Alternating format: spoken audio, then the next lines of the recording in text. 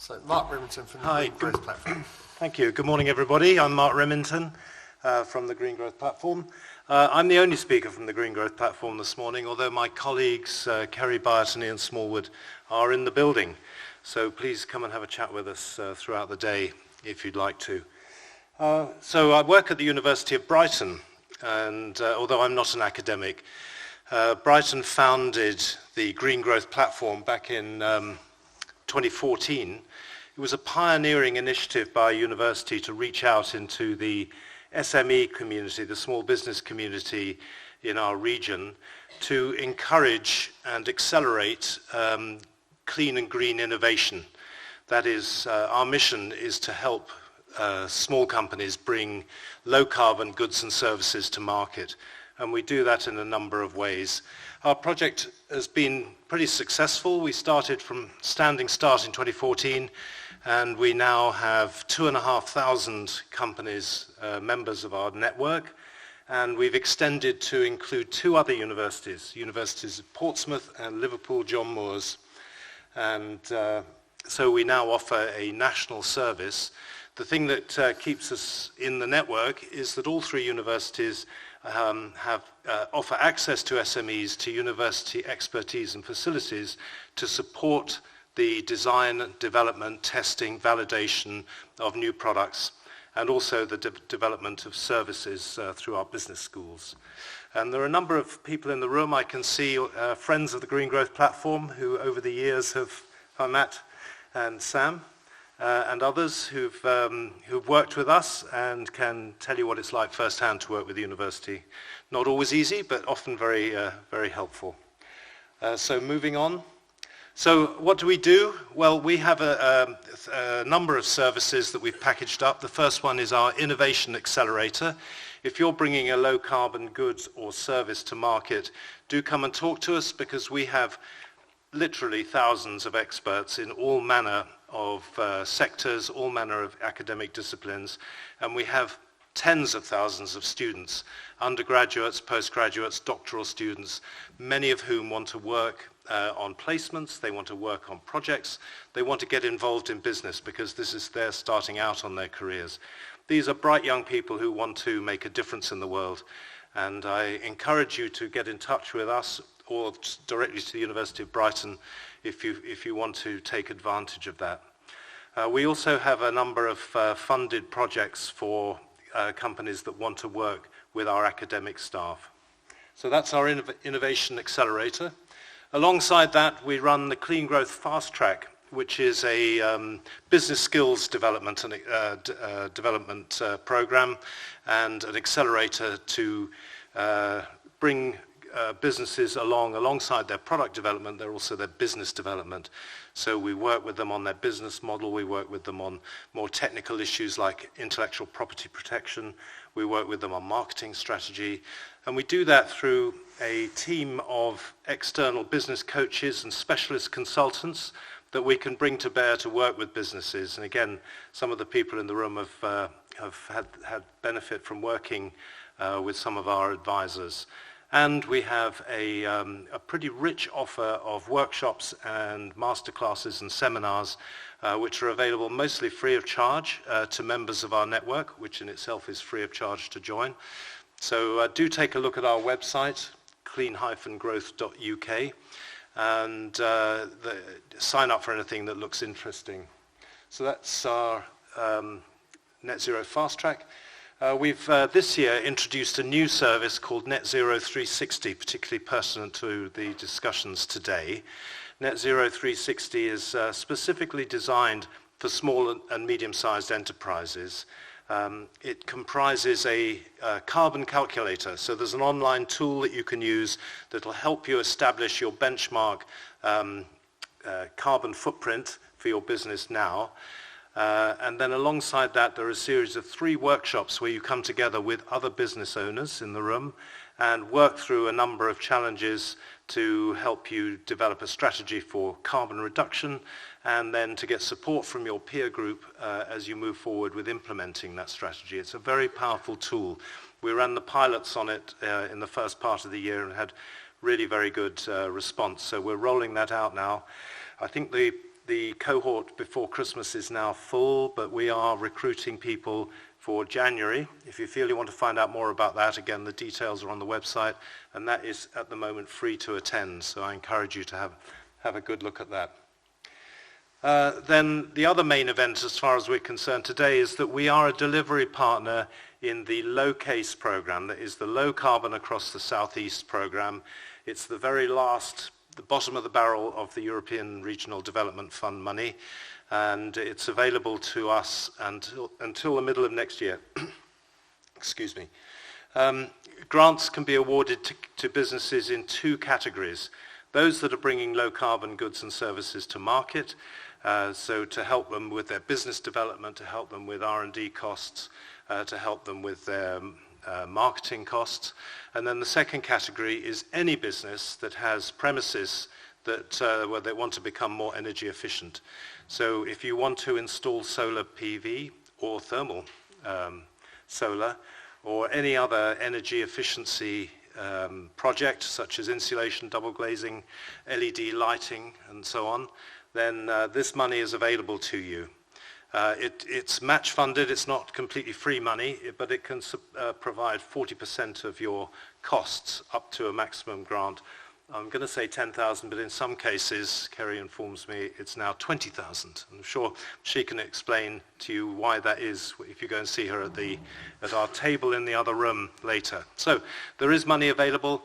It's available through next year. In practical terms, the grant applications will close around March or April, simply because all the money has to be spent by the end of June. And you can also get money towards a second-hand electric vehicle, not a new one, because that's at the moment subsidised elsewhere, but you can get a grant of £5,000 towards an EV. Thank you. So these are three companies that have taken advantage of the LoCASE offer. These guys have applied for grants, been awarded a grant, and they have done some stuff with that money. Reef Environmental, confidential waste disposal, we've helped them. Croxted Fields on the A22, a wedding venue which is deciding to become more ecologically friendly and reduce its carbon footprint, we've helped them. And Yellow Wave Beach Sports, we've helped them with just bringing more energy efficiency into their operations with some new kitchen equipment. Thank you. So are you eligible? It's European Regional Development Fund money, so there are rules. You have to be a small and medium-sized enterprise. That is, the parameters are up there. Less than 250 employees, less than £26 million turnover, and not part of a larger group of companies. So it is money that's focused on the SME sector, and it's been, over the years, a great help to many businesses. That's it. Yes, thank you. What can you buy? I've already covered this a bit, but here's a list, and these slides will be available for you later if you want to have a closer look. But essentially, anything that can bring energy efficiency to your business can be applied for. It can be eligible.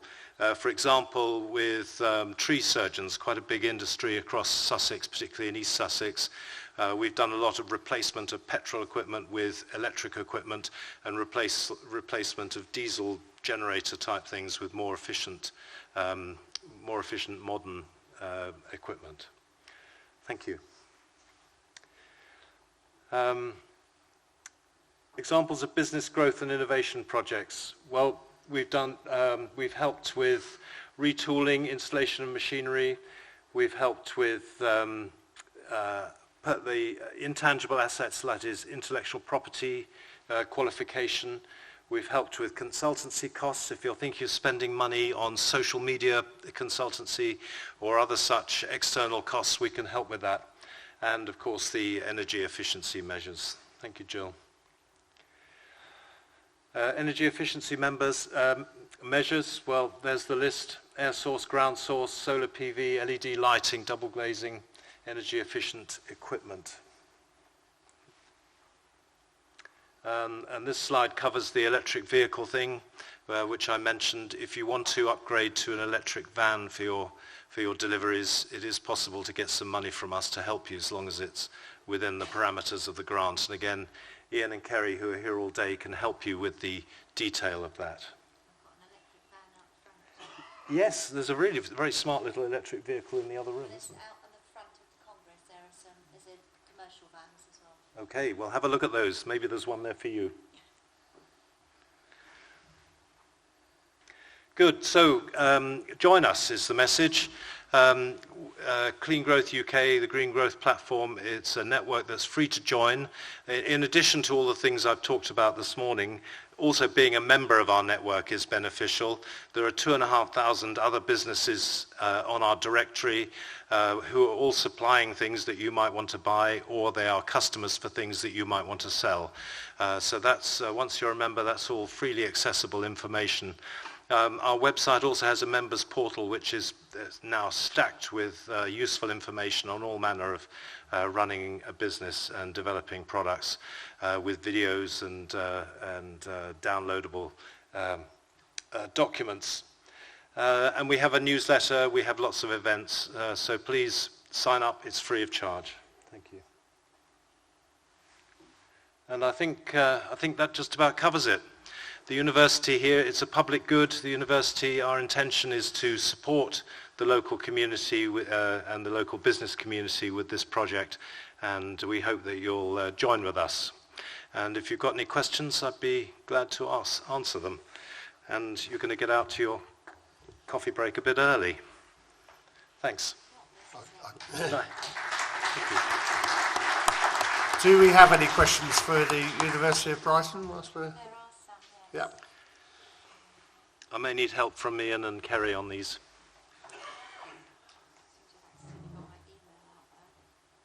If you look, I'll bring my phone up. Thank you. Okay. Has coming out of the EU affected knowledge sharing, supply chain and funding? What will replace this? New funding, will it be made available? Well, those are all really good questions. Leaving aside my personal political leanings around the membership of the EU, certainly leaving the EU has had an effect, certainly on the university, because we're no longer in the Horizon programme, which, as you may know, is a massive shared research and development programme across the whole of the EU. So the university is no longer in that. There are some associate membership benefits that we can take advantage of. What was the end of the first question? Oh yes, replacement of the ERDF funding. There is something called the UK Shared Prosperity Fund, which was trailed as being the replacement for ERDF, but from what we've seen so far, it simply isn't. It's smaller packages of money being distributed through local authorities, and the agenda for those is set by the local authority, whereas ERDF was decided at a local enterprise partnership level, which was typically 3 or 4 counties together, and budgets were much bigger. So the Shared Prosperity Fund is coming into being, but local authorities are using it for things that where their priorities are, which are the ones I've seen are around education, equipping schools and so on. I noticed, I'm not going to put Caroline on the spot here, but I noticed she's frantically taking some notes there, so hopefully she'll come back to us with some answers on it in the future. What's the best example of a successful university and business partnership? Well, I'm going to ask Sam Keem to answer that. Sam is a founder of one of our stars, Zedify. We've been working with Sam for a number of years, and Sam, could you come and give us your experience of working with the university and how it may have helped you or hindered you? Nice to see you, by the way. Is it working? Yeah. Well, thanks for putting me on the spot, Mark. Hello, everyone. Well, I'll be presenting to you all a bit later about my business, Edify, and what we do. But in a nutshell, 9 years ago, I started a business delivering packages in Brighton on a cargo bike, and I didn't have a business background, and I didn't know a lot of the basics really about marketing, sales, HR, training, compliance, all the data, compliance and all those sides of the business. So yeah, I quickly looked around and joined the Green Growth platform, and I think in particular there's I don't know if ProfitNet still runs. Yeah, it does. It's a sort of business, it's like a non-exec director of colleagues who are all business owners and managers who are working together and supporting each other with the challenges they face, and that has been really, really helpful over the years with signposting grants and coaching and support for all kinds of aspects of working with a business and scaling it and all the challenges that you might face with that. So yeah, certainly I can recommend it. Yeah. Thank you, Sam. Sorry to put you on the spot. Also, there's Matthew Knight there from Acrovalve, who also we've been working with for quite a few years. So we've got lots of examples of businesses that we've worked with, some of which have gone on to become bigger, better, more national, like Zedify, others of which have gone on to win development grants from Innovate UK. And I mean, with 2,500 members, there's quite a lot of stories. Jill, was that it? Yeah, I don't think the next question's for you. So What's that? What's the difference between solar PV and solar? Well, I can answer that. okay, because Yeah. lots of people I can answer that. It's about the extent of my technical knowledge, but I do have both of these things on my house, so I can tell you. Solar PV is photovoltaic generation of electricity using solar panels. It's a chemical reaction inside the panel that makes electricity. And solar thermal is panels that contain a coolant liquid, rather like the radiator in your car, that goes through the panels, and the intensity of the sunlight on the panels heats that coolant, and that coolant then heats the hot water in your tank. So there you are. Okay, that's it. Thank you very much.